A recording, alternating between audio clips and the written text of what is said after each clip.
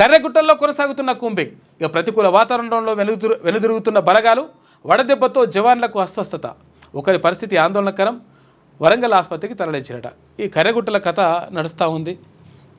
మొత్తం మీద అక్కడ 1000 నుంచి 1500 మంది మావోయిస్టులు ఉన్నారు. వాళ్ళ పని చేస్తామని అని చెప్పేసి అక్కడ భద్రతా బలగాలు బయలుదేరినాయి. అయితే భద్రతా బలగాలు బయలుదేరితే ఇప్పటి వరకు మరి ఎలాంటి సమాచారం అయితే లేదు. ఇప్పటికే 30 మంది చంపినాం, 40 మంది చంపినాం అంటారు, కానీ ఎలాంటి సమాచారం అయితే లేదు. అయితే పెద్ద పెద్ద లీడర్లు ఎవరైతే కర్రెగుట్టల్లో ఉన్నారనుకుంటారో వాళ్ళందరూ కూడా మెల్లగా బయటపడరట. మరి ఏందో పరిస్థితి. ఇక్కడ పోయిన జవాన్ల పరిస్థితి పాపం దారుణంగా ఉంది.